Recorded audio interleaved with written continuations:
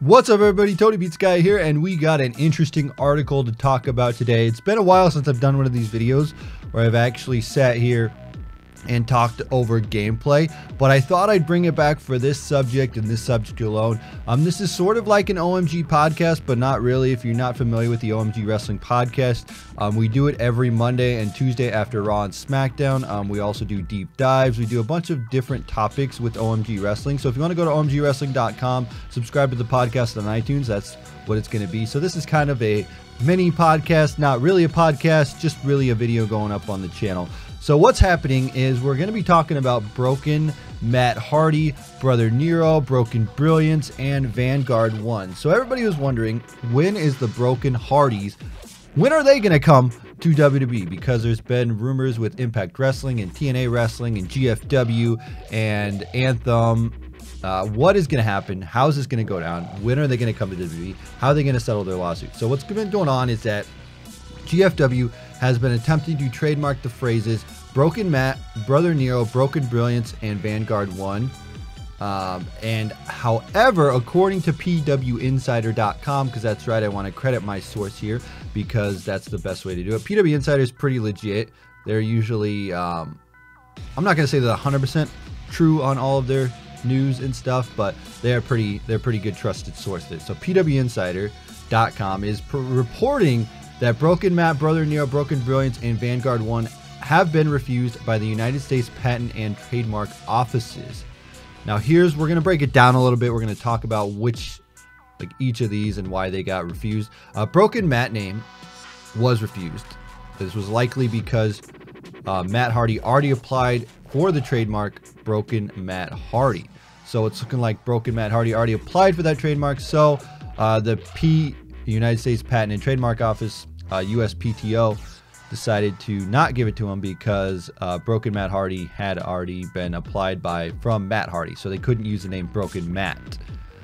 For GFW getting the trademark approved, they would have to provide valid argument that it does not conflict with Matt Hardy's claim. Once the argument is filed, GFW would have to wait until the USPTO decision on Matt's claim, since he filed for the trademark first. Matt's first attempt at the trademark was unsuccessful, but he has 6 months to respond and is still within the window of time. So basically what happened was Broken Matt had decided to copyright this. And he said, I want to use, Matt Hardy said, I want Broken Matt. He did not get it.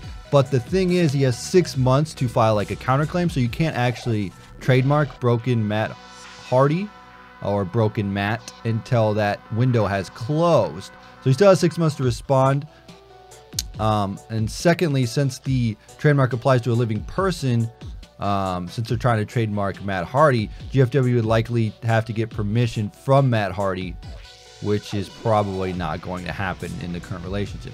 So what's going on now is that they're trying to trademark something on a person, and because Matt Hardy tried to trademark it, and he was denied, he has 6 months to attempt it again. And now that he's no longer working for the company, GFW can't go for Broken Matt Hardy unless they get Matt Hardy's approval, and it does not look like that's going to happen. Now, let's talk about Brother Nero. Brother Nero was refused as GFW did not indicate it applied to a living person, and Jeff Hardy's legal middle name is Nero. So it's pretty hard for them to copyright Brother Nero because it's for a living person, and that's Jeff Hardy's middle name. Nero is his official middle name, his legal middle name. Again, they didn't indicate it was for a living person. Like, you can trademark just nicknames and shows and stuff like that, but if it's for a living person, you do have to indicate that. So they did not indicate that, and it's Jeff Hardy's legal middle name, so that's why that didn't go through. Broken Brilliance was denied because GFW did not specify whether or not the phrase has pro wrestling significance or is simply a term of art in wrestling.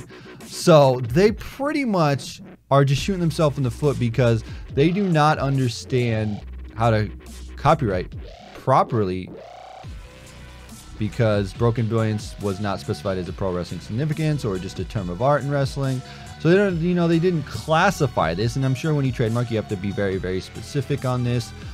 for the reason of legality, and if somebody else wants to trademark something similar, you need to know, okay, well, it's a term of art in wrestling, so you know, if it's got pro wrestling significance, it's different. You know, I don't really know the legality on this, but for it to have to come down to pro wrestling significance is a phrase, or if it's just a term of art in wrestling, they did not specify that. So broken brilliance, like what it means is like, is that just a term? Like, okay, this style that we film in, is that the broken brilliance? Or is it actually like part of pro wrestling? Like broken brilliance is pro wrestling. So that's kind of what it would come down to. And Vanguard 1 is likely denied due to resemblance of other similar terms. Like Vanguard 1 could be something that's close to another already copyrighted trademark thing. So all of these terms have been denied. How crazy is that?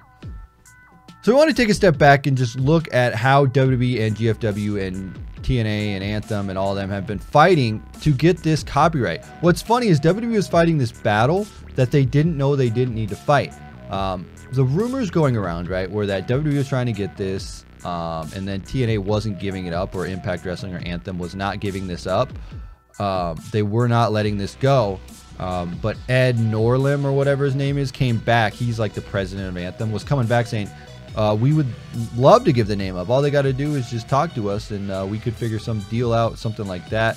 They also cited that, hey, this is our property. We own this, so you got to give us our property. You know, it's like intellectual property. Like WWE does it all the time. If a superstar leaves and they have their name copyrighted, they cannot take that name with them. Like rumors were going around that Austin Aries signed a deal with WWE, and WWE owns his name, so now he can't use that name anymore, Austin Aries. That's a common practice, though. We've seen it before. Like Cassius Ohno was copyrighted, then he left, he could go back to Chris Hero.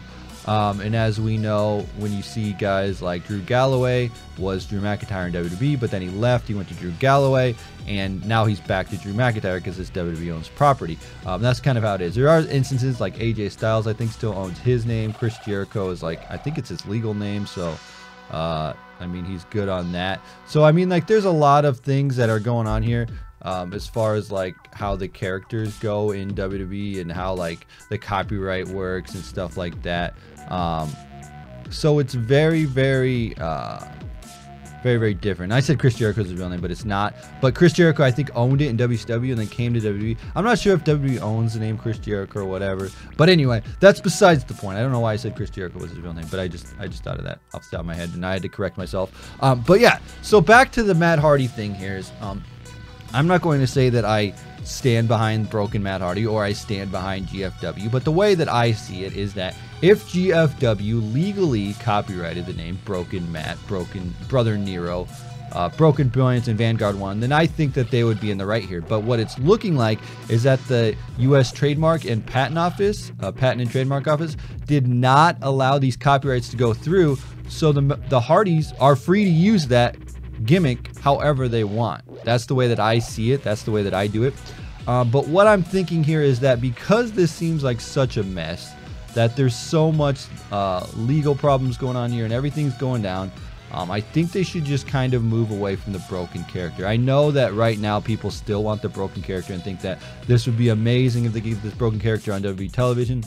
Yeah, that would be fine, but I think if they could go a different direction, I think that they might be best. I mean, everybody loves the Hardy Boys, so whatever they do is going to be good. But I will say this, I think that I don't know if the broken character is still something that people want. I guess I'll find out by the audience response here. Let me know in the comments and the description, the thumbs up and likes and stuff like that, if people still care about the broken character. But I will say this, it is a huge mess, so WWE would probably be better if they just moved on. They could create characters similar to the broken characters, but I think if they would just do something a little bit different that doesn't have anything to do with these characters, it would be fine. I mean, WWE is great at making characters. I mean, sometimes they ruin it, sometimes they don't, but I think that they could do something if they let the Hardys be the Hardys and let Matt do kind of what he was doing. But if you think about it, if you saw the Jeremy Borash match at Slammiversary, you'll know that Jeremy Borash was behind a lot of the stuff that went on with the broken character, as far as like the filming aspect goes and how that was just put together geniusly. I think that we owe a lot that a lot of people aren't giving credit to, But I think we do definitely owe a lot to Jeremy Borash. I think if you give Jeremy Borash a little bit of credit for the filming of this and how they put it all together, he's one of the main reasons why this character really did work. I'm not saying that Matt Hardy wasn't one behind it, but I will say that the filming and all that, brilliant because of Jeremy Borash. If they do that in WWE, I don't know that they could capture the same kind of magic, because it was just like funny and epic and awesome and something that you've never seen before in WWE or in TNA Impact Wrestling. It was just something different that you've never seen in pro wrestling. And when we saw this broken character, it was fresh and it was new, and it was the one thing that was keeping me tuned in to TNA Impact Wrestling before they went to Impact Wrestling and then Global Force Wrestling. But that was like the one thing. So I think that maybe WWE wouldn't use the best if they could recreate that. So I think they should kind of take a spin on it, use the broken character if they want to do that. But I think they should take a spin on it, do something similar to that character, and keep it fresh, new, and innovative, because you always got to adapt. You don't want to go take one step forward and then two steps backwards. I think what you need to do is just kind of take that character, use an essence of it, use the idea of like, okay, so he's going to lose his mind, and then they can build off of that. That's kind of what I see. So hopefully this is very, very interesting, and hopefully we can see something coming out of this, knowing that the Broken Matt, Brother Nero, Broken Brilliance, and Vanguard 1 are not actually copyrighted. If this article is 100% true, I'm going to take it on truth here that the U.S. Trademark and Patent Office, or Patent and Trademark Office, I guess, whatever it's called, did not actually give the copyrights to GFW. So as far as we know, that's how it's working out. So anyway, guys, I will leave you with this this final thought that I have here. If TNA Wrestling, Impact Wrestling, GFW, whatever, legally got the copyrights to Broken Matt, Brother Nero, Broken Brilliance, and Vanguard 1, I think they should be in right. Whether I like it or not, that's just the way business works. If somebody copyrights something like a company name or a something, and then you leave, you should not have that anymore. That's what I'm saying. I understand that. That's how things work. But I don't think that they should go and try and sue WWE or try to take down Ring of Honor's pay-per-view like they did in the past. That's kind of a little bit much, but I guess if they own that trademark or that copyright, they can do that. But anyway, let me know what you guys think in the comment section below. Do you enjoy this kind of video? Do you want to see me do more stuff like this? Is this something that you want? And also, now that the trademark looks like, if this is 100% true, that the trademarks are not trademarked, do you think WWE should do a broken character and try and get those legal trademarks? Or do you think that they should just kind of move on, do something different with the Hardys? Or could we make a broken character but do a little spin on it? Anyway, guys, like I said, this is kind of an OMG Wrestling podcast kind of thing. So go over to omgwrestling.com if you want to check that out. Leave a review on iTunes. And we'll end it here. As always, thanks for watching. TonyPizzaGuy 2. Sweet!